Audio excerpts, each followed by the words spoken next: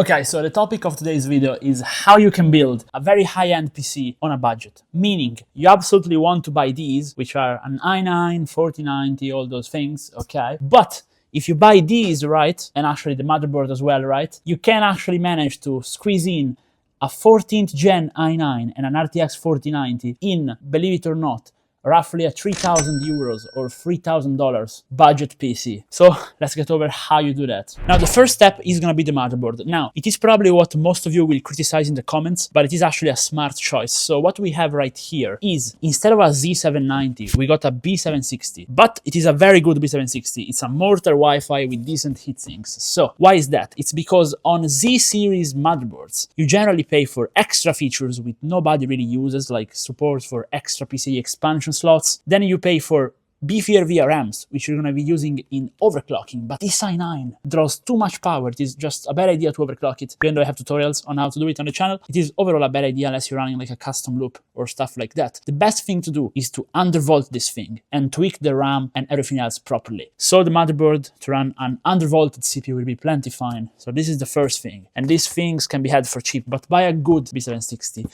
Then, since you introduced the RAM, here you can save a lot of money as well. So there's really no point in buying, let's say, bigger brands RAM like Corsair, G-Skill RAM, all of those, because they are very expensive and they don't even make the RAM, because the only people that actually make the RAM are like Samsung, Hynix, and a few other brands. So they don't even make the chips, they only make like the board and the aesthetics. So for example, what we have here is some Asgard Bragi DDR5 RAM, and it's 6800 MHz RAM with a pretty good latency. It is CL34, and it's what we covered in our Asus ROG Strix RAM. Basically, they make like themed RAM, and these are much cheaper than your average Corsair G-Skill sticks. You can get 30 GB of high-speed RAM for under 150 bucks, so it's very good, especially if you buy them at a discount, and they also have a pretty good margin for tweaking. Same thing goes for the SSD. Now here we do actually have a big brand, we have Crucial, where you pay a little bit of a premium, but we have the T500, so we don't have a T700, which we've covered on the channel, which is a Gen 5 drive, very expensive. This one is a Gen 4 drive. It's gonna set you back just like 130 bucks, something like that, even lower on discounts, and it will go fast, over 7,000 megabytes per second, and you will be pretty fine. Now, what you can also buy, and what we have here today, is a hard disk, but I wouldn't really recommend a hard disk on a build of this level, because, you know,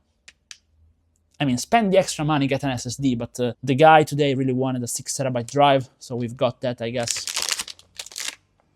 Don't buy an hard disk. But cooler, same thing. If you buy like an Asus ROG Strix cooler, you're gonna pay like 300 bucks for it, or you can just pay 100 bucks for the new Enermax cooler, which is actually surprisingly pretty good. Enermax doesn't have the best name, but they actually make pretty good products for the money. You have to know how to buy them, when to buy them, but we'll take a look at this one. Then, thanks to these RTX 4000 series cards, power supplies which don't have Gen 5 PCIe compatibility with the ATX 3.0 standard are now cheap.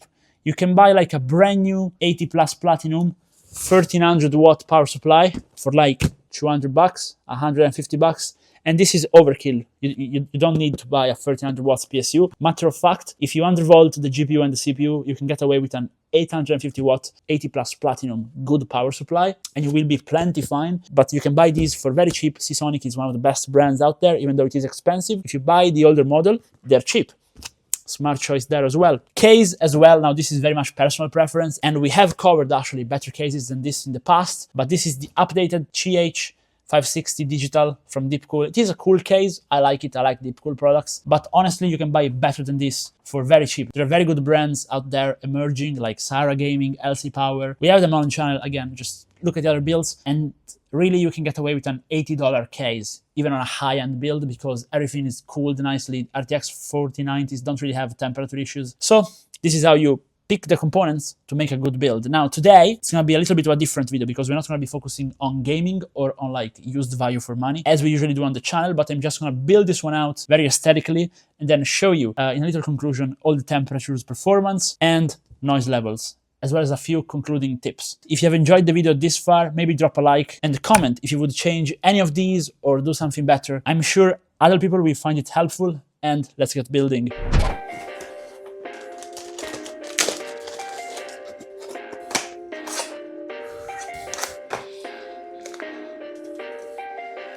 Perfect.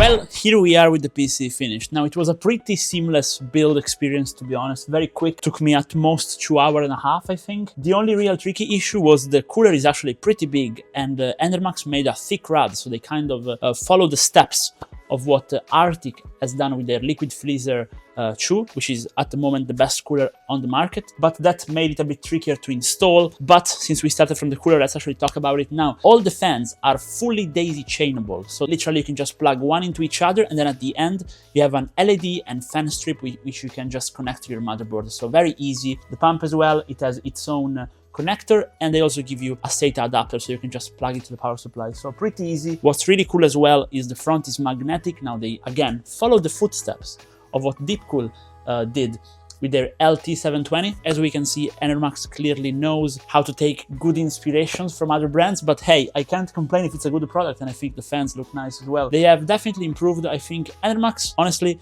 they have had some products which were a bit of a miss, especially in terms of reliability, but with this one it's very good comeback. And even though it's relatively cheap, coming at just a little bit over $100, I think it qualifies as a high-end water cooler definitely, so I can actually recommend it. A few words on the case, even though it's not really the subject of today's build. Very good build quality, definitely a bit compact. Again, I like compact build, but I think also this mesh on the bottom is not the best. I prefer, if we have to go with a 2-piece side mesh, I prefer the LC Power Gaming 900W, which we covered actually in last Friday's build. Go check that one out if you haven't. That's a very unique case. I can see why people like it with the LED screen, all the features.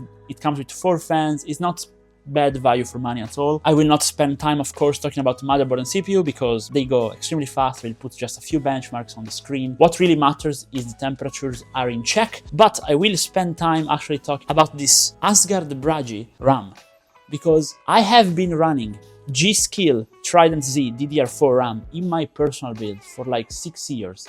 And now you might be wondering, what does that have to do with the DDR5 from Asgard that we have here? Well, because the design is very similar. They definitely took inspiration, if you know what I'm saying, but it looks amazing. I think it's my favorite DDR5 from like looking at it straight from the front, and it's also cool from the side. But maybe from the side they have the ROG Strix RAM that they made with the anime girl on the side winning, probably personal preference. But yeah, the XMP just works. You just have to turn it on and it works. It's good RAM, low latency, high speed, makes for great benchmarks like this 5-track you're seeing right now. Massive performance. So really, nothing to complain about there. The power supply, Seasonic is a guarantee. It just works perfectly fine. The PC is very efficient, especially after undervolting. Again, if you're watching this, if you don't follow the channel, drop a like and subscribe. But if you're not convinced about subscribing, check out my tutorials because they are actually useful. Check out my undervolting videos. It will make your PC go faster. But coming back to the video, the Crucial T500, 2 wars, very good. We've covered that in the past. Crucial is great. And another new thing though is the graphic card. Graphic card, again, we used the adapter because we did not have an ATX 3.0 compatible PSU, but that's no problem actually. It's the new Gaming Slim version from MSI. So they started making this Slim series, and it is actually slimmer. And it actually goes pretty quick as well.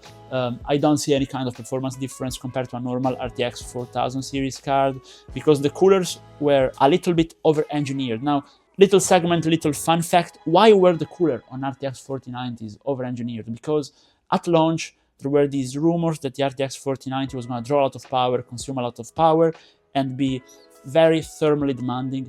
But actually, NVIDIA really improved the design towards the end, and so before launch, they actually were much more efficient than we expected, and they drew much less power than we expected. But they had already designed the coolers, so the coolers are just oversized on pretty much every RTX 4090 out there.